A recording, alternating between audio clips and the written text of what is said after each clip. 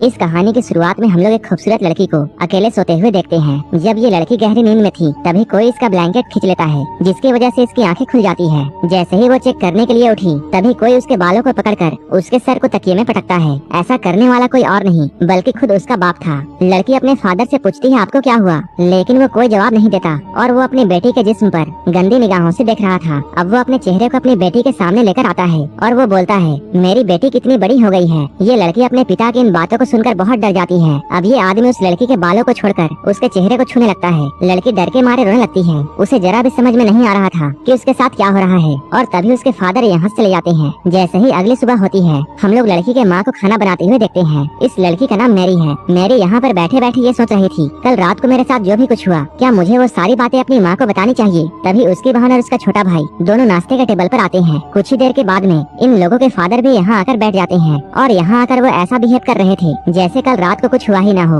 मेरी मन ही मन में ये सोचती है कल रात को तो ये मुझे बहुत बुरी निगाहों से देख रहे थे, लेकिन अभी ये इतने नॉर्मल कैसे हैं। इसके बाद मेरी टेबल से उठती है और यहाँ चली जाती है। तभी उसकी मदर यहाँ आकर खाने को जोर से टेबल पर पटकती है। यहाँ पर मॉम बहुत ही अजीब तरीके से खाने को खाती है, जैसे कि उन्होंने महीनों से खाना नहीं खाया हो। मॉम को ऐसी अजीब हरकतें करते हुए देखकर उसके बच्चे डरते हैं। तभी उसका बेटा भी खाने को उगल देता है और कहता है खाने में बहुत नमक है। तभी मॉम उसी खाने को उठाकर पागलों की तरह खाने लगती है। आखिर इस फैमिली के साथ में इतनी अजीब घटनाएं क्यों हो रही है। असल में इस फैमिली ने जब से एक नए कॉटेज में शिफ्ट किया है तभी से इनके साथ में अजीब सी घटनाएं हो रही हैं। इनके पड़ोसी कभी इनके आंगन में कोई अजीब सी स्टैचू लगा देते हैं तो कभी कोई उनके घर के सामने मरा हुआ जानवर लटका देता है। वहीं फादर हर रात को अपनी बेटी के साथ में अजीब सी हरकतें करते हैं। इसके अलावा मॉम भूखे भेड़िया की तरह खाने को खाती है और अपना खाया हुआ खाना अपने बेटे को भी खाने के लिए देती है, लेकिन बेटा इस खाने को खाना नहीं चाहता और वो अपने पिता की तरफ देखता है। वो कहते हैं अगर तुम इस खाने को खाना नहीं चाहते तो मत खाओ। फादर के इस बात को सुनकर मॉम उन्हें गुस्से भरे निगाहों से देखती है। इसके बाद वो खाने को टेबल पर फेंक देती है और प्लेट्स को भी जमीन पर फेंकती है।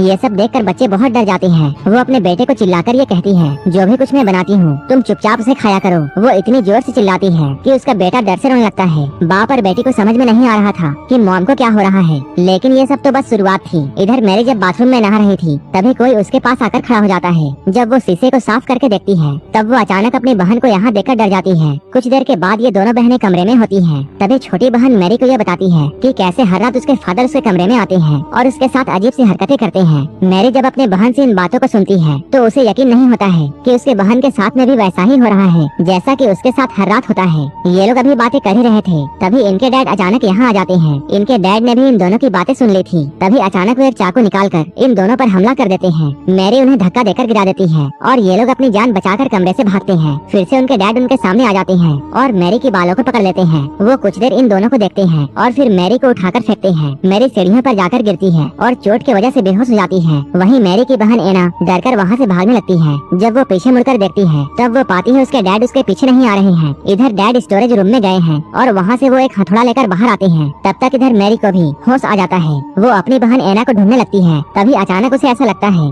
जैसे कोई उसके पीछे है। वो जैसे ही पीछे मुड़ी सामने उसके डैड हथौड़ा लेकर खड़े थे। वो हथौड़े को लेकर मैरी पर हमला करने ही वाले थे। तभी एना जोर से चिल्लाती है जिससे डैड रुक जाते हैं। एना एक बैट उठाकर अपने डैड के मुंह पर जोर से मारती है, लेकिन उसके डैड को कुछ नहीं होता। इसके बाद उन्होंने एना पर भी हथौड़े से हमला किया। एना जैसे ही नीचे झुकी हथौड़ा जाकर दरवाजे पर लगता है। तभी नीचे से किसी की आने की आवाज सुनाई देती है। ये आवाज किसी और की नहीं बल्कि इनके डैड की थी जो कि सीढ़ियों से ऊपर आ रहे थे। डैड की आवाज को सुनकर ये आदमी हथौड़े को फेंकता है और दूसरे कमरे में चला जाता है। डैड जैसे ही ऊपर आते हैं यहाँ का नजारा देखकर वो डर जाते हैं। इसके बाद वो अपनी बेटियों को देखते हैं जो कि उनसे डरकर पीछे हट रही थी। तभी डैड के पैरों के नीचे वही हथौड़ा आता है और वो दीवार में बने हुए छेद को देखते हैं। डैड इन दोनों से डांट कर ये पूछते हैं क्या तुम दोनों यहाँ पर लड़ाई कर रही थी, लेकिन वो दोनों कोई जवाब नहीं देती। तभी इनका भाई कमरे से निकलकर इनके पास में आता है। तभी मैरी और एना उसे भागने के लिए कहती है। उसी वक्त एक औरत यहाँ आकर उस हथौड़े को उठाती है जो कि इनकी मॉम थी। डैड अपनी वाइफ को देखते हैं तभी वो अचानक से उन पर हमला कर देती है। डैड उसे रोकने की कोशिश करते हैं लेकिन वो औरत इन्हें धक्का देकर गिरा देती है।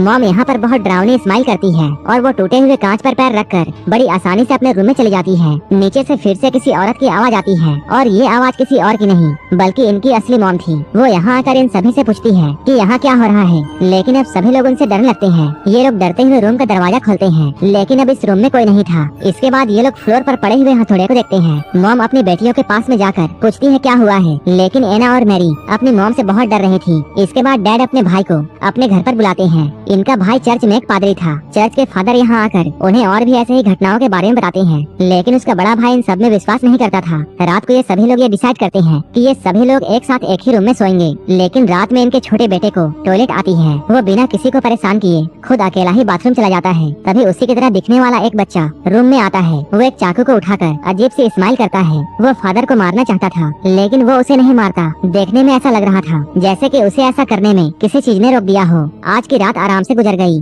फादर इस चीज से अकेले नहीं लड़ सकते थे, इसलिए उन्होंने अपने सीनियर से मदद मांगी। सीनियर्स आपस में बैठकर बातें करते हैं कि आखिर उस घर में क्या चल रहा है। अब ये सभी लोग वहाँ जाकर प्रार्थना करने का प्लान बनाते हैं। ये सीनियर फादर इस काम में बहुत माहिर थे। फादर अपनी टीम के साथ में शाम में वहाँ जाने का प्लान करते हैं। अब ये लोग उनके घर जाने के लिए निकलते हैं, लेकिन रास्ते में एक कौवे ने उनके गाड़ी पर अटैक कर दिया, जिसकी वजह से उनके गाड़ी का आगे का शीशा डैमेज हो जाता है, जिससे गाड़ी का बैलेंस बिगड़ा और गाड़ी एक गड्ढे में जाकर गिर गई। वहीं दूसरी तरफ हम लोग डैड को देखते हैं, जो कि अपनी बेटी मैरी को बेड से बांध देते हैं। वो उसे समझाने की कोशिश करती है, लेकिन डैड कहते हैं इन सबको ठीक करने का बस यही तरीका है। आधी रात में फादर खून से लथपथ होकर इनके घर में आते हैं। वो इन लोगों को ये बताते हैं सभी फादर्स मारे जा चुके हैं, इसलिए अब जो भी कुछ करना है हमें ही करना होगा। यहाँ पर मैरी को बेड से बंधा हुआ देखकर फादर अपने काम को करना चाहते थे, लेकिन उन्हें अकेले डर लग रहा था, क्योंकि लास्ट टाइम जब उन्होंने ऐसा करने की कोशिश की थी तब उस शैतान ने फादर के सारे फैमिली मेंबर्स को मार दिया था। इसलिए उन्हें ये डर था कि कहीं फिर से ऐसा ना हो जाए, और अगर ऐसा हुआ तब वो अपने भाई के फैमिली को भी खो देंगे।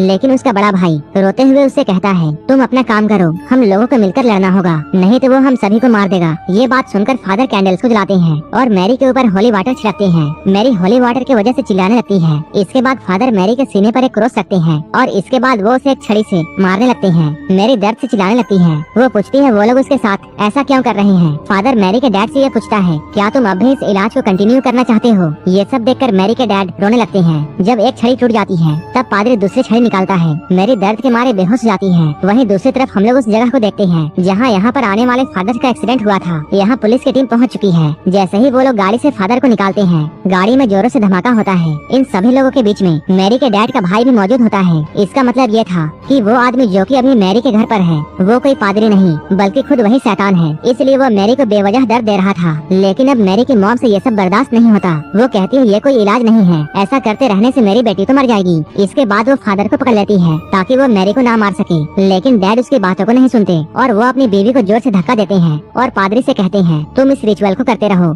इसके बाद अचानक डैड अपनी वाइफ के पास में जाकर उसका गला दबाने लगते हैं। तभी अचानक वो अपने भाई की तरफ देखता है जिसके चेहरे पर एक डरावनी हंसी थी। डैड को समझ में आ जाता है। इसके बाद वो शैतान पर हमला करते हैं, लेकिन वो शैतान डैड को मार कर नीचे गिरा देता है। जैसे ही वो शैतान डैड को मारने वाला था तभी असली फादर यहाँ पहुँच जाते हैं। वो यहाँ पर कुछ मंत्र पढ़ते हैं जिससे वो बुरी आत्मा यहाँ से चली जाती है। मैरी बहुत बुरे तरीके से जख्मी हो गई थी। इसके बाद वो स्टोरेज रूम की तरफ जाने लगती है। तभी फादर मैरी के सामने एक मिरर रखते हैं जिससे मैरी के बॉडी से शैतान निकल कर भागने लगता है। फादर उस शैतान को अपने शरीर के अंदर ले लेता है और अपने भाई से उसे मारने के लिए कहता है, जिस पर उसका भाई टूटे हुए क्रॉस को उसके सीने पर घुसा देता है। ऐसा करने से शैतान और फादर दोनों एक साथ मर जाते हैं। अंत में ये फैमिली सही सलामत बच जाती है और इसके साथ ये मूवी भी यहीं पर खत्म हो जाती है। ऐसे ही वीडियोस के लिए आप हमें टेलीग्राम और इंस्टाग्राम पर फॉलो कर सकते हैं। मूवी अच्छी लगी हो तो एक लाइक जरूर कर देना और ऐसे ही वीडियोस के लिए आप हमारे चैनल को सब्सक्राइब जरूर कर लेना। तो मिलते हैं हमारे नेक्स्ट वीडियो में।